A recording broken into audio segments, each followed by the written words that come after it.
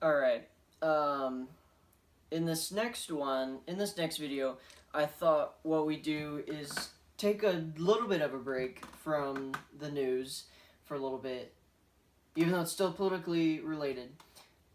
And I thought what I'd do is share with you guys some of the books that I've been reading over the past few months.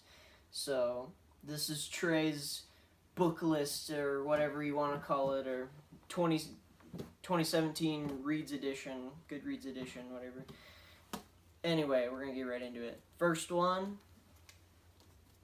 Our Revolution, Bernie Sanders. This one, any progressive must read. It talks about what he was doing when he was running for president, and talking about how he was campaigning, about the issues he was campaigning on. It's a great overview of the Sanders campaign, which launched the revolution. So I can read a little bit of it if you'd like. When Bernie Sanders began his race for the presidency, it was considered by political establishment and the media to be a fringe campaign, something not to be taken seriously. After all, he was just an independent senator from a small state with little name recognition. His campaign had no money, no political organization, and it was taking on the entire Democratic Party establishment. By the time Sanders' campaign came to a close, however, it was clear that the pundits had gotten it wrong. Bernie had run one of the most consequential campaigns in the modern history of the country. He had received more than 13 million votes in primaries and caucuses throughout the country, won 22 states, and more than 1.4 million people had attended his public meetings. I was one of them. Most important, he showed that the American people were prepared to take on the greed and irresponsibility of corporate America and the 1%. In Our Revolution, Sanders shares his personal experiences from the campaign trail, recounting the details of his historic primary fight and the people who made it possible. And for the millions looking to continue the political revolution, he outlines a progressive economic, environmental, racial, and social justice agenda that will create jobs, raise wages, protect the environment, and provide health care for all, and ultimately transform our country and our world for the better. For him, the political revolution has just started. The campaign may be over, but the struggle goes on. If that doesn't inspire you, I don't know what will, because this was an amazing book written by an amazing politician who actually cares what happens to people, which is pretty rare these days. Our Revolution by Bernie Sanders. It's a must-read. The next one. This Fight Is Our Fight by Elizabeth Warren. Another great progressive politician. This one has a lot of individual stories in it about people that she has talked to, and this one is This Fight Is Our Fight focuses on the battle to save America's middle class, which is the little subtitle of it right there. But it's another great book, and I can read a little bit of this one too. The fiery senator from Massachusetts and best-selling author offers a passionate, inspiring book about why our middle class is under siege and how we can win the fight to save it. Senator Elizabeth Warren has long been an outspoken champion of America's middle class, and by the time the people of Massachusetts elected her in 2012, she had become one of the country's leading progressive voices. Now, at a perilous moment for our nation, she has written a book that is at once an illuminating account of how we built the strongest middle class in history, a scathing indictment of those who have spent the past 35 years undermining working families, and a rousing call to action. So that's just a little bit from the synopsis. She does not hold back on who she criticizes, and the depth of her knowledge on this issue, I was blown away by.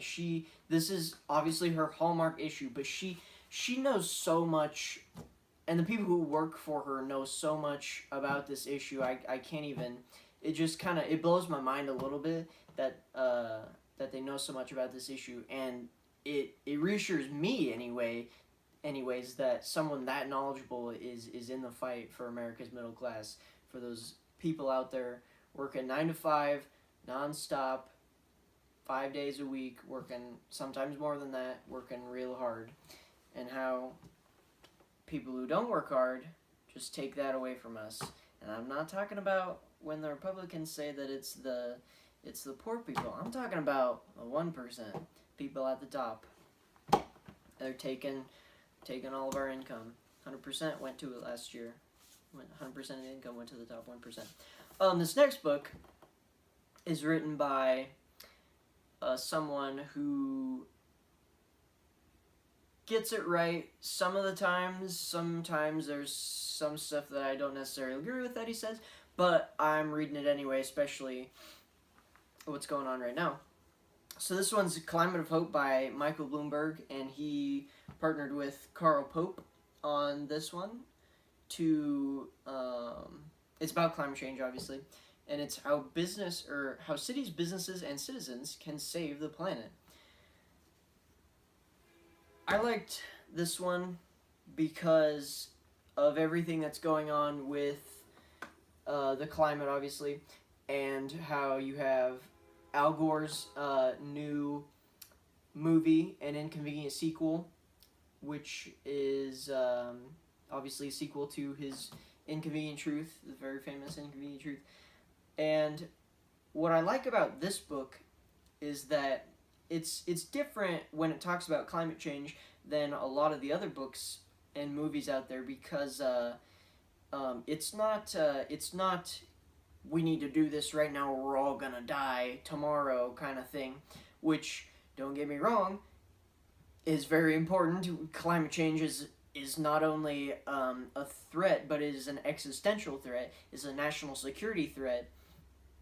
So we need to deal with that right now. But I like how this Climate of Hope talks about how businesses can actually make money off of renewable energy and the amazing economic prospects that are in renewable energy and cleaning up the environment. The environment creates jobs. Don't listen to Republicans on this one. The environment does not kill jobs. Coal jobs are going away on their own because of technology. But one of the fastest growing jobs, if not, I think it might be the fastest growing job, is wind turbine technician, which is amazing to me that you have this almost brand new job that is one of the fastest growing in America. So that kind of speaks to some of the great qualities of how we can, as an economy, prosper from the green energy revolution. Next book. Inequality, What Can Be Done by Anthony B. Atkinson. This one is if you're wanting to read a book about a lot about policy and you don't necessarily want to have like a politician behind it. And this one was really great because it comes straight from an economic standpoint to where it breaks down wealth inequality and how we can actually do something about it. So this one's a great read if you don't want like a political figure behind it. Inequality, What Can Be Done by Anthony B. Atkinson. Last one. This is I just got this one a few days ago. Al Franken, Giant of the Senate. By Al Franken, #1 New York Times best-selling author. This is the first Al Franken book I've read, and I kind of forgot how funny he was. This one's, it definitely has policy, and there definitely has some of those anecdotal stories about how, you know, he's met with people on the campaign trail when he was running for Senate in Minnesota and how they affected his life.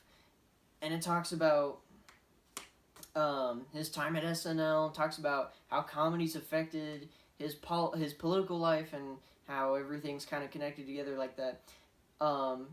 It's pretty funny, actually. But even more than that, it ties in the how comedy is tied to politics in a way to where I necessarily hadn't thought about it in that way before. So I can read a little bit from the cover on this one too. From the #1 best-selling author from a book about an award-winning comedian who decided to run for office and then discovered why award-winning comedians tend to not do that.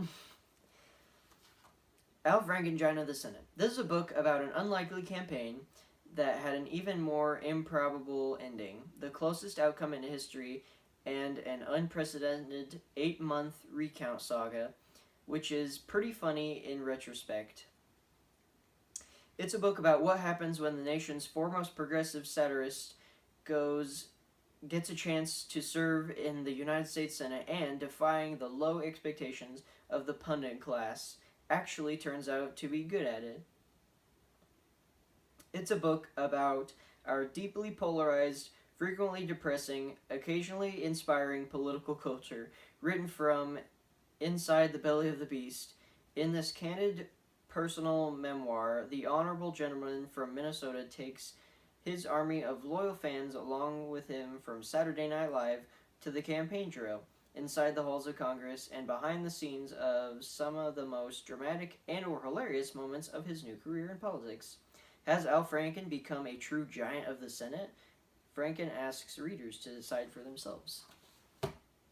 Yes, he has. But that's not the point. The point is that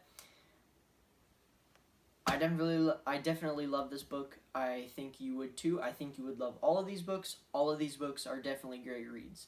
So if you're looking for something to read before the summer's over or after the summer or whatever, make it one of these books. I put my name behind those books 100%. They are good books. Definitely encourage you to go out and get them because they are great, for lack of a better word, I guess. I don't know. But that's what I'm reading right now. I thought that was kind of a fun breakaway from kind of the news-oriented stuff while it was still tied into politics. So, Debate Channel, help us support independent media to borrow from the Young Turks. Help us support independent media by supporting us. And all you have to do, it's real easy. All you have to do to support us is subscribe, watch our videos, thumbs up. If you're on mobile, push that little bell so you can get notifications when we put new videos up, so you can get the news even faster. Debate Channel.